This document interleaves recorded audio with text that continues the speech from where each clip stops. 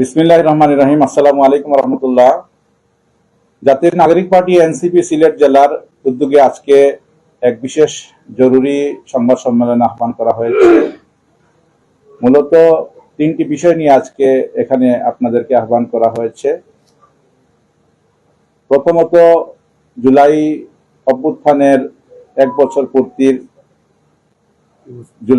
দুই বছরের জুলাই যে কর্মসূচি আছে এর মধ্যে একটি গুরুত্বপূর্ণ আমাদের জাতীয় কর্মসূচি হচ্ছে জুলাই পদযাত্রা। এই জুলাই পদযাত্রার অংশ হিসেবে সিলেটে জুলাই জাগরণীর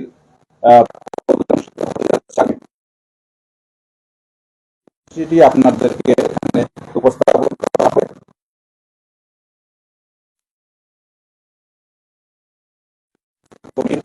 যে নির্ধারিত সময়ের মধ্যে আলহামদুলিল্লাহ আপনাদের সবার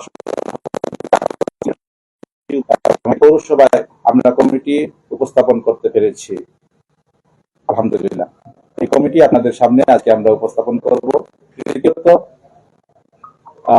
সামনে আগত স্থানীয় সরকার নির্বাচনের যে প্রস্তুতি, সেই প্রস্তুতির অংশ হিসেবে উপজেলা পর্যায়ে 5টি উপজেলা চেয়ারম্যান আমরা ঘোষণা করতে যাচ্ছি আজকে। এই তিনটি বিষয়। আর মূলত আজকের এই ইয়েতে গুরুত্ব পাবে গতকালকে যে অনাকাঙ্ক্ষিত ঘটনা ঘটেছে সেই বিষয়টুকু। তা আমি প্রথমে আমাদের যে পদযাত্রা অনুষ্ঠিত হবে আগামী 30 তারিখ, আগামীকালকে, এইটার একটা ঘোষণা আপনার কাছে।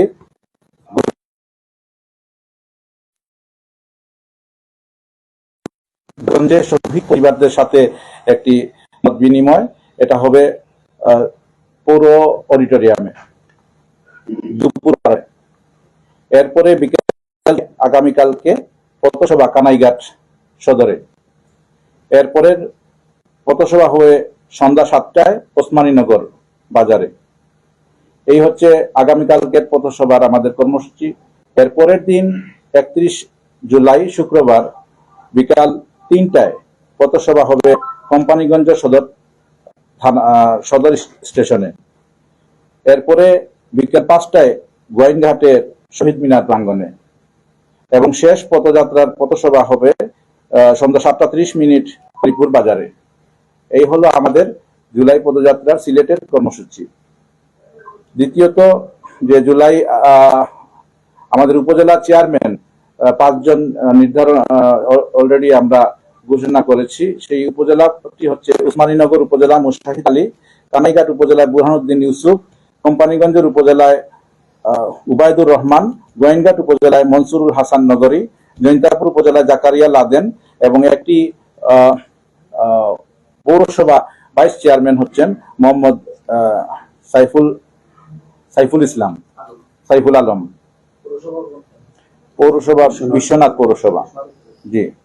আর 13টি উপজেলায় আলহামদুলিল্লাহ আমরা আপনাদের আমাদের যে কমিটমেন্ট ছিল, আলহামদুলিল্লাহ আমরা এটা আশা করি যে এই তৃণমূল পর্যায়ে 13টি উপজেলায় এনসিপির আহ্বায়ক কমিটি গঠনের মাধ্যমে আমাদের এনসিপি সিলেট জেলায় একটি শক্তিশালী অবস্থান হয়েছে এবং সারা বাংলাদেশের মধ্যে আমরা আশা করি এনসিপি একটি দুর্গে পরিণত হবে।